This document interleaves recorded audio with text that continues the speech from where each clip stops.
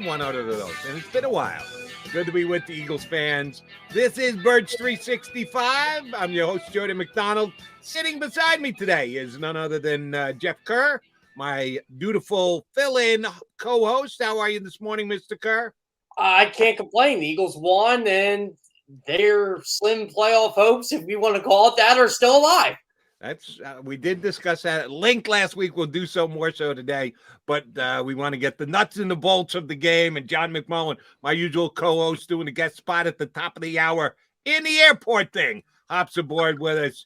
Johnny Mac, how was that Eagle game yesterday? What was it like to be in the stadium in Charlotte? Yeah, it was a strange game. You're going to get some airport noise, so I apologize for that to begin with. But yeah, I mean, it was a tale of two halves, obviously, and it looked really ugly at the end of the first half. And I joked, that Jake Elliott field goal, which was 58 yards, you go back to the Super Bowl season, the 61-yard winner against the Giants, that ignited everybody. I don't think they're going to make a Super Bowl run, but that was a big kick. And special teams was a big part of it. Defense was a big part of it. Offense was not a big part of it. So they picked those guys up, and you got to give Jalen Hurts credit for staying the course and making some plays in the second half. But it was an ugly offensive game, and we got off. Jody, you and I talked about this a lot. People wanted to throw Jonathan Gannon out with the bathwater, and I kept telling them it's going to be different this week because of the opponent, and you got to add that context as well on Overreaction Monday because Tampa Bay is coming up real quick. Yeah. John, one thing I took notice of, and it was really early in the game, just a couple minor defensive adjustments, but Darius Slay seemed to be on DJ Moore a lot. They had him traveling a bit. Did you notice that early on?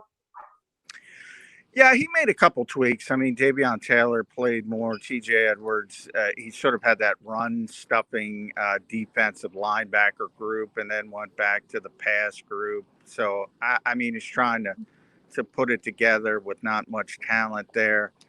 Slay did travel a little bit more. I think that had more to do, again, with the quarterback. I think you feel more comfortable doing different things.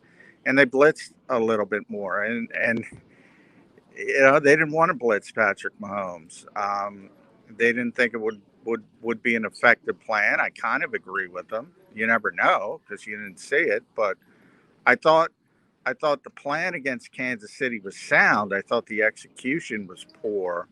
And I think the plan was sound for Carolina. The execution was a little bit better. And a lot of that has to do with lesser talent on that side of the ball. And, the weakness of the Panthers any week is their offensive line.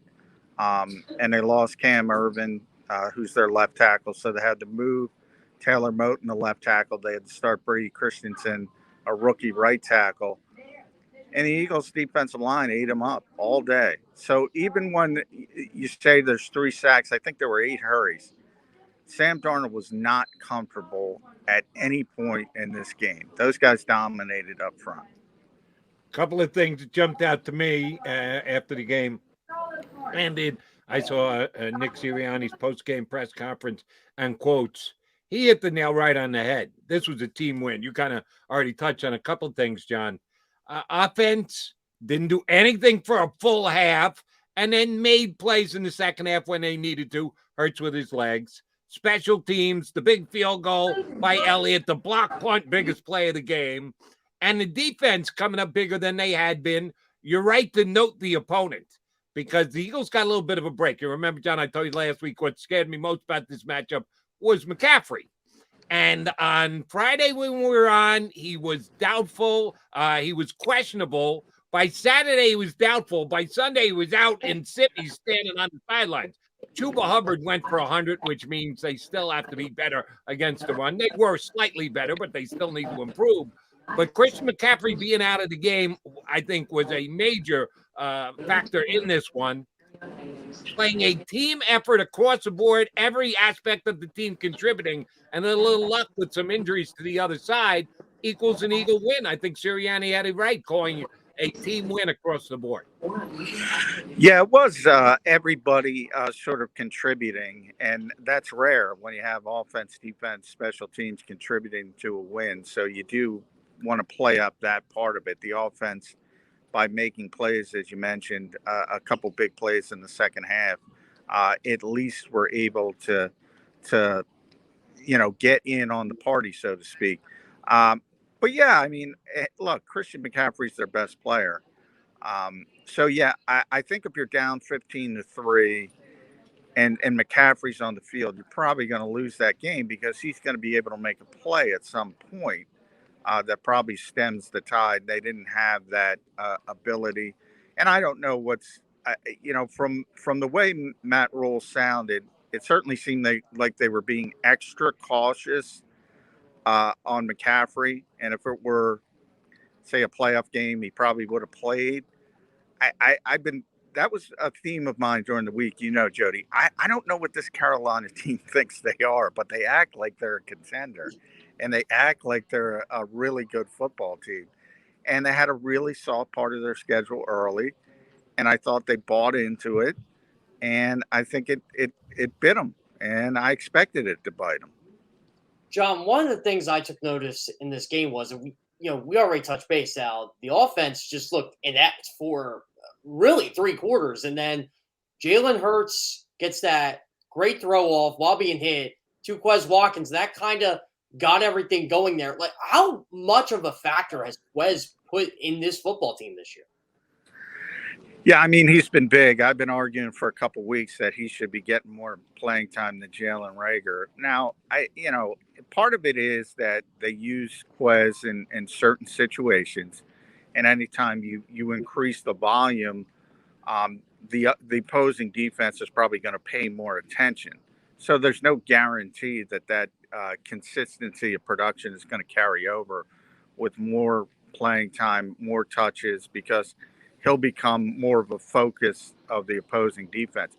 But I think he's earned the right to at least, prove that he can be that type of player. And I think Jalen Reagor is kind of earning the opposite, and the fact that he's making too many mistakes. And whether it's as a kick returner, receiver, you see constant mistakes and you don't see the development you would probably like. I would like to see more playing time for Quez Watkins, who has been a big play guy for this team. Again, I don't know if Carolina was all over the bubble screens, the swing routes. It doesn't matter who you had. Nobody was getting anything on those. And I thought that was a big criticism of Nick Sirianni. Look, when they're playing like that, you got to go over the top, even if it doesn't work, just to say, oh, they're willing to do that. Fake the bubble screen, go over the top. I thought it took them way too long to do that. And if it were a different opponent, it probably would have taken them too long. But Carolina was really struggling offensively, and it didn't hurt them. But I think it is a legitimate concern to point out that, man, they were sticking to that short stuff, and it wasn't working at all. But then again, on the other side of the spectrum, you could say it set up the big plays late. The Quez Watkins big play, and then Jalen Hurts didn't have a couple really good runs. They weren't huge runs, but they were wide open because of the lack of success earlier in the game. As a matter of fact, Quez actually did play more snaps than Jalen Reagor. I'm pretty sure that's the first time that's the case this year. It is. Yeah. That he out-repped them 55 snaps to 47 snaps. So it's trending in that direction, as we all agree it should. You're right, John, in that I think, Nick Sirianni's going to get credit. He's the winning coach. He's the head coach. He's the main man. Offensive play calling at times I thought left a little bit to be desired. You just mentioned the overusage of the short passing game in the first half. And where that gets on my nerves a little bit is, again, very few runs.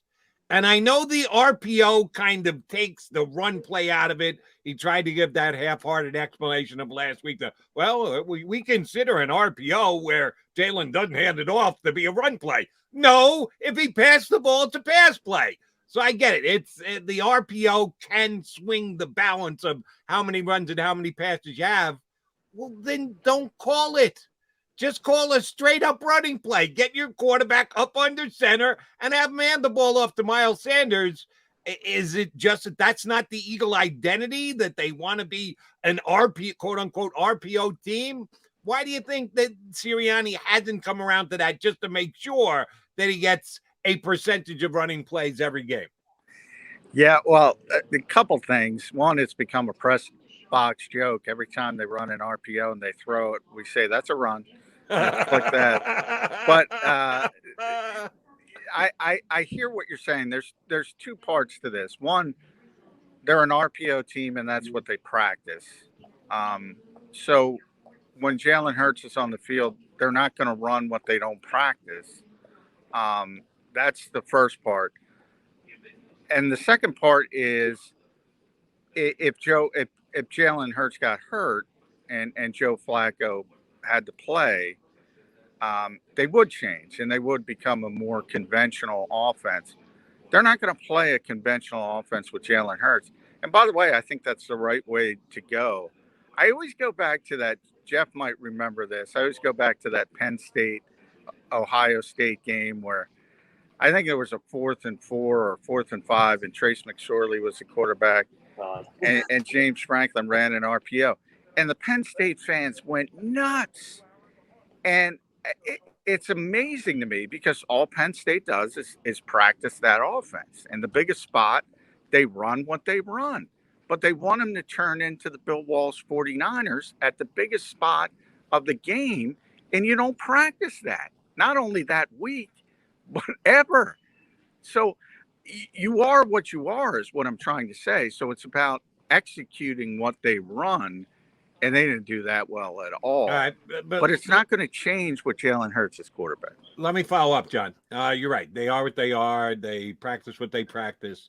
Maybe if they had more than a 70-minute practice during the preseason, they could actually get the quarterback under center a little bit so that they could diversify. They expand what they are. I don't want them to go away from the RPO. I understand the strength of it, and Hurts can pull it down. He can take off, make big plays with the leg. I'm not saying dump the RPO. I'm just saying incorporate a little bit more. Are they that reduced a team that they can only do RPOs and they can never bring the quarterback under center? Well, I don't think they want to. Number one, I hear what you're saying about the practice. We talked about it all the time. That's an organizational decision. That's out of Nick Sirianni's hands. But I will say this. If they did practice longer, in training camp, they'd be practicing the same stuff. They wouldn't be adding stuff. They would be practicing what they practice. In a lot of ways, this is a college-like offense, and that's what they run. And there's two ways to look at it. In the old days, you would pound the square peg in the round hole, and Jalen Hurts would probably be useless as a starting quarterback in this league with a veteran coach, a veteran old-school coach. So the positive part is you have a coach who's taking advantage of what the quarterback does well and playing that up and not having the ego to say, okay, we're going to run what I like to run. Because to be honest, Nick Sirianni would like to run, well, everybody would like to run what Kansas City runs or people like that, a more high-powered passing offense. But, John, you kind of brought this up, too. You know, he's playing to the strengths of the quarterback. And one thing I've taken notice over these first 5 games is there's just – I mean, we talked about the middle of the field stuff before, but there's nothing like passes 10, 20 yards. Is he just trying to hide the fact that Hurts may not just have an NFL arm or an arm that we would like? I think it's more the accuracy issue than arm strength. I think the arm strength is fine. It's not great. It's not top tier. It's not Josh Allen. But they are concerned about his accuracy. And when you throw the football in the middle of the field, and you're a little bit off, what happens? I mean, you have tip balls, and that's so. I do think they're trying to protect him from that standpoint a little bit, but I do think it's more accuracy related than arm strength related. John, let's give some credit to the defense. You mentioned Jonathan Gannon, and yeah, there was some critique / criticism of these last couple of weeks, deservedly so. You give up 40 points, you get run through like a hot knife through butter. Yeah, you're going to hear about it. A bounce back week for him and the defense for sure. And it did start up front. We know that Javon Hargrave has been great all year long. Fletcher Cox, much more involved. Another Josh Sweat sack. They just seem to get more pressure up front. He's not a blitz guy. People in Philadelphia love the blitz. That's not what he does, and he didn't do it again yesterday. And he got there and got some pressure on Sam Darnold throughout the game, specifically in the second half. Anything you saw that maybe they did differently, or did the guys just step up for Gannon yesterday on the front four? I think they did a little bit differently, but I think it all relates to not the criticism, but the change in the opponent. So I bring up Davion Taylor, for instance. They were trying to get him on the field at the beginning of training camp, and he just hurt his calf, and so it pressed pause on that. So that's what that had to do. The second part would be Darius Slay, as Jeff mentioned, did travel a little bit more man-to-man coverage. Again, I think it's more opponent related because they didn't think Sam Darnold could take advantage of what somebody like Patrick Mahomes or Dak Prescott could take advantage of. And then they blitzed a little bit more. Obviously, they're never going to be Buddy Ryan, but they blitzed a little bit more. And again, because they didn't think the quarterback could hurt them. Whereas they thought if they blitzed Patrick Mahomes, it would be instead of 12 plays at 80 yards, it would be one play at 80 yards. So I think it was all related to you feel you game plan for a specific team and you feel you can do more things against a quarterback who's not the best quarterback in the world. John, through 5 games, I think Devonta Smith's been as good as advertised so far. And in fact, I actually came up with the stat last night. He's one of just 13 wide receivers in NFL history that have 25 catches for 300 yards in his first 5 career games. And I know some people scoffed at that because of like Eddie Royal and Billy Parks are on that list, but there's 7 Hall of Famers on that too. So what do you make of it?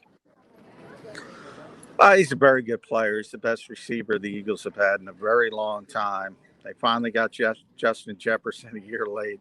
And they're so similar and in that they're both great route runners for young receivers, which you rarely see. Now, obviously, Justin has a little more size, but Devontae has a little bit more explosiveness and, the separation he gets as such a young player. I think the only thing anybody should be concerned about with him as a player is the size issue, which I think is legitimate in the NFL. But if he's healthy and he's on the field, he's going to produce.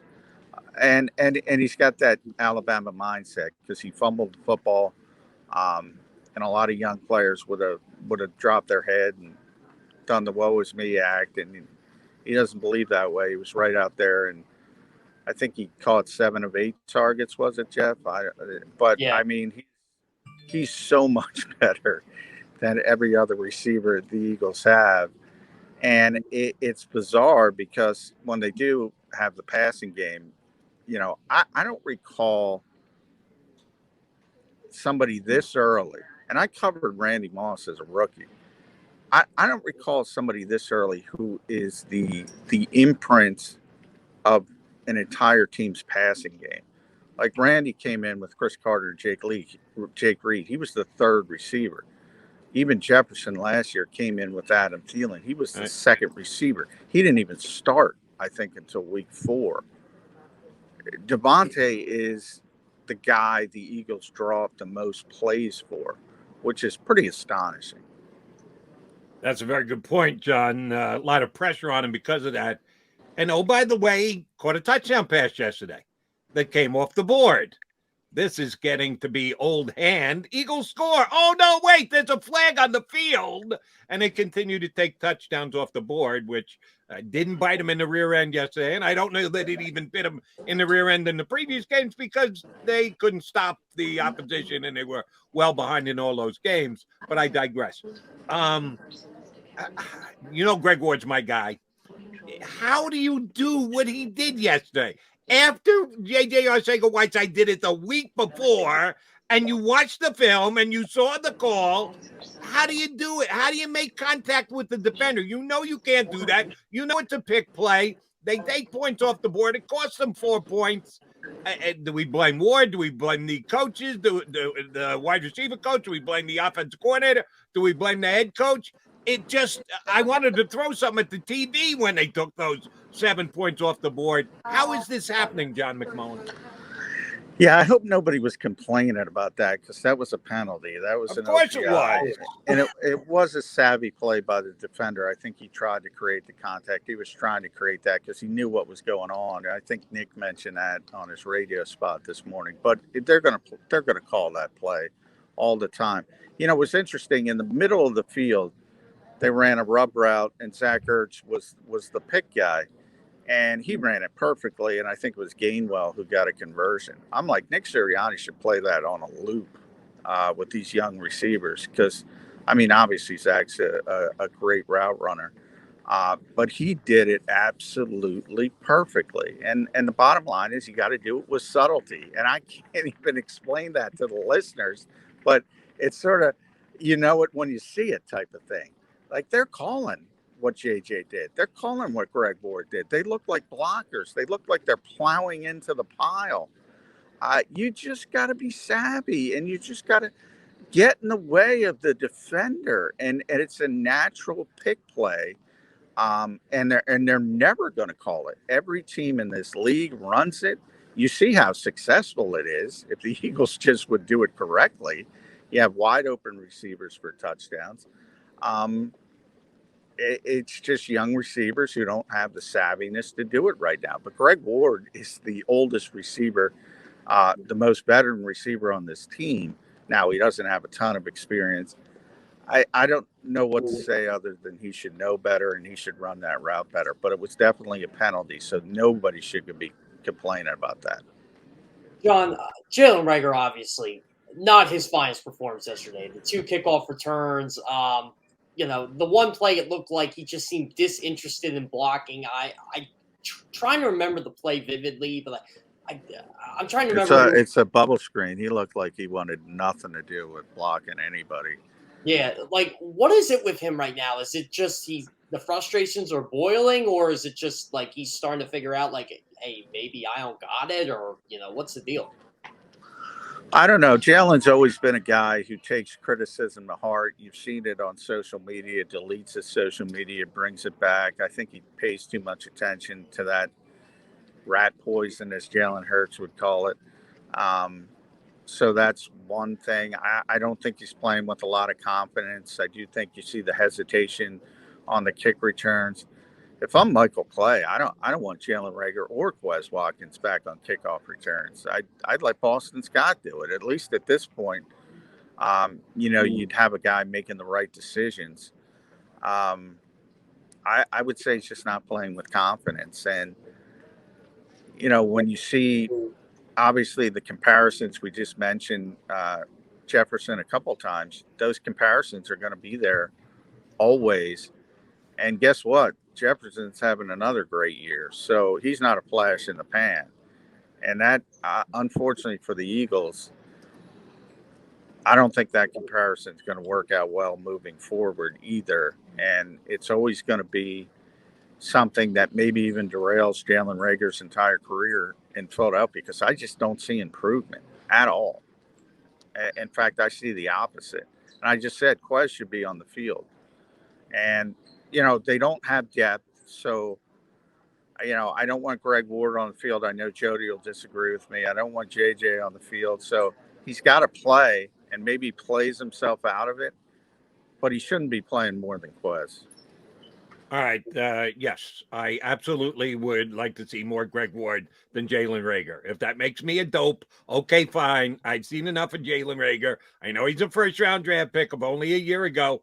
He doesn't make plays, and he makes bonehead mistakes, too. And I know Greg Ward made one yesterday, so this might not be the day to make that argument, but I still stand by my decision that Ward could get a couple extra snaps and Reagor gets less snaps. We all agree we want Watkins get more snaps. All right, do want to ask you about this, John, after Sam Darnold throws his 3rd interception of the day. Steven Nelson, nice play. Thank you very much. After Darius's 2 earlier ones. Eagles have to run out the clock, and they've got Miles Sanders in there. And he made a couple of nice runs, made some nice yards. Yeah. and went out of bounds twice. And they surely noted it on the broadcast. And shame on Miles. He should know better, and he should be reprimanded. Oh, by the way, he got pulled, and they put Gainwell in after he went out of bounds the second time in the last 2 minutes of the game. But also shame on Sirianni. Why is he calling wide running plays? Now, I know that you're trying to get extra yards, and they're going to be certainly everybody crushing into the middle, but you can't run out of bounds if you run between the tackles. And he scheduled 2 plays to run wide. I guess he had faith that Miles Sanders would be bright enough to go down inbounds just before he got knocked out of bounds. But why is the coach even risking that? Why is he running wide there at the end of the game when you're trying to kill the clock? Yeah, I hear what you're saying. He was trying to get, and obviously was effective. The runs were actually effective. But yeah, Miles, and by the way, Nick mentioned that at his press conference. And remember, the mood of that press conference, and every player that came in was jubilant with the comeback win. And Nick still mentioned you can't do that late in the game. You got to get down. You got to let the clock run, or you got to force Carolina to burn their timeouts. So he made note of the mental mistakes of Miles Sanders. And, maybe it's a little bit of the same thing with Jalen Reagor, a little bit of frustration, not getting the football, not being effective when he gets the football. Finally got some runs, but that's always been one of the things with Miles. He kicks it outside too much. We talk all the time. When they do run inside, he tries to hit the home run too much. And that's one of the reasons that, people have started to speculate, well, Kenny Gainwell is playing a little bit better, being more effective. I don't think they're at that point. I think they still think Kenny Gainwell is the Nyheim Hines type or the Austin Eckler type. If you go to Nick Sirianni's history, that's what they want him to be. I still think they want Miles Sanders to be the number one running back. But if he keeps making mistakes like that, if he keeps not following, his blockers, there's going to be an issue at some point. You saw it, sort of the first manifestation about that by Nick calling him out with the mental errors. John, I was a little concerned yesterday. We all know Nick Sirianni puts his numbers on his visor, and 65 happened to be on there, and the other 2 are out for the season. Yeah. Have you heard anything with Lane Johnson? Yeah, we said the same thing. He only puts on numbers of guys who are out for the season. So I know what you're saying. The Eagles have been very close-lipped about this situation, other than to say it's a very personal matter. It doesn't have anything to do with his health or anything of that nature. People have speculated he was frustrated because that ankle keeps swelling up. So I don't believe it's a health issue. It is a personal issue. And the fact that he was on the visor, yes, I don't think that's a good sign. All right, John, last thing, we know you got to get on a plane. And I give you credit for this, and I apologize, too, for ending on a not upbeat note, because the Eagles won yesterday. Yeah, go Birds. The alignment on the offensive line, since we brought up Lane Johnson, you had said on Friday you thought if Johnson can't go and Mailata's back, they'd put Mailata over on the right-hand side and keep Dillard in, and Herbig would be the odd man out coming out. I didn't necessarily like that. I didn't necessarily agree with that. I think Mailata, if he's going to be your left tackle going forward for that many more years, I would have just kept Driscoll outside, kept Herbig in the lineup. Mailata did not have a good game yesterday. A couple foolish penalties. They didn't run anything to the right-hand side as far as I was concerned. I don't know that the offensive line is going to grade out all that well. If Lane Johnson's out again next week, line stays as it was aligned this week, or do you think they reevaluate? No, I think it stays this week. And last week when I said that, I knew that's the way they were going. Just a little inside baseball. We weren't allowed to report it, so we can only speculate the silliness. But I knew they were going to play Mailata at right tackle, just Driscoll at right guard. They want their best 5 players out there. Let me just jump in there, John. You knew that. Hold on. Let me, Johnny, let me just so the viewers know. You knew that because you saw it in practice, but you weren't supposed to say, or you knew that because someone told you that, but said, I can't have you broadcast this before the game on Sunday? No, I knew it because I saw it in practice, and the Eagles believe it was a competitive advantage, and there are other teams who shut down practice if you report lineup things and scheme things. So, I don't want to get 40 reporters banned. Gotcha. So if you're that type of thing, that's why you can't do it. But that's a little bit of inside baseball. The thought process is obviously Andre can't play right tackle. Or can't play it well. And if you think it went bad for Jordan Mailata, probably would have been worse with Andre Dillard, who's a natural left tackle. We saw what happened when he tried to move there as a rookie on the right side. And the bottom line, it comes down to they think Andre's a better player at left tackle than Nate Herbig is at right guard. That's your real decision. Sure. The interesting thing to me is they don't worry about Jordan. They're like, Jordan will go play right tackle. He doesn't care. And he doesn't care. He did have a bit of a trouble when you saw the consecutive sacks by Hassan Reddick. He had a little bit of trouble with the hard count, and the second one he didn't even get out of his stance. So the silent count, I'm sorry, not the hard count. He had trouble with that, and hopefully that won't be an issue this week, obviously, with Tampa Bay coming in Thursday at Lincoln Financial Field. So I think he'll get better and better. And he's a better right tackle than Dillard. Dillard's a competent left tackle at this point. I think he's played okay. Not great, but he's played okay. And with all the injuries and all the issues they have, I do think that's the best path forward for this particular team. J-Mac, we appreciate you hopping on board. Feel free to get on your flight now. Row 32 is boarding. Have a nice flight. We'll get you back up here tomorrow morning. Thanks, JM. All right, thanks, guys. That is John McMullen, usual co-host of Birds 365. He is flying back from Carolina, a victorious flight home after an Eagle win.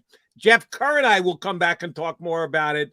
Hour number 2, we'll punch up a guest for you. Our buddy, your buddy, Paul Domowitch, longtime Eagle beat writer now, enjoying the game from the comforts of his couch.